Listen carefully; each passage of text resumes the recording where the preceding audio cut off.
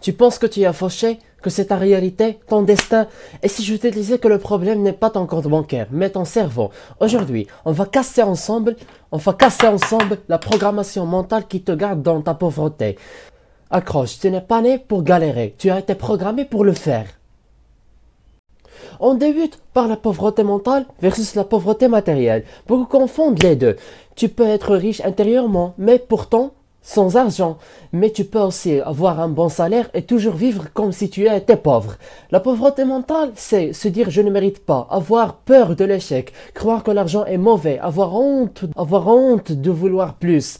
Et cette mentalité, tu ne l'as pas choisie, elle t'a été installée.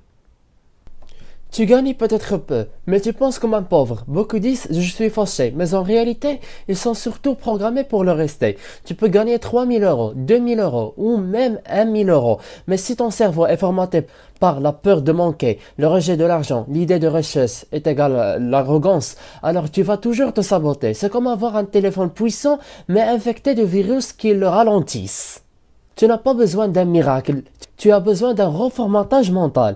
Et si je te disais qu'en changeant juste une croyance, ton compte bancaire commencerait à changer lui aussi.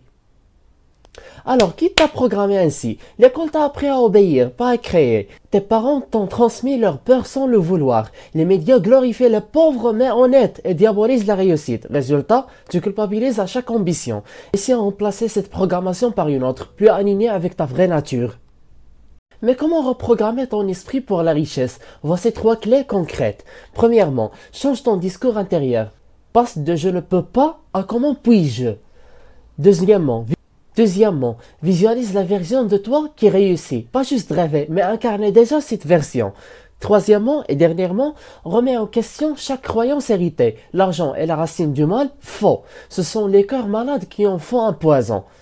Mais il te manque un ingrédient spirituel que les coachs n'osent jamais aborder. Alors le lien entre ta foi et ton argent. En islam, la richesse n'est ni un tabou, ni une honte. Elle est un test. Le vrai croyant veut l'abondance pour servir Allah, pas pour dominer les autres. Tu veux sortir de la programmation de la pauvreté? Commence ici. Alors je te donne des mini-défis pour hacker, pour pirater ton mental. Le premier défi, écris chaque jour une nouvelle croyance positive sur l'argent. Deuxième défi, apprends à dire non à ce qui te tire vers le bas. Troisième défi, investis symboliquement, même 10 euros dans toi-même.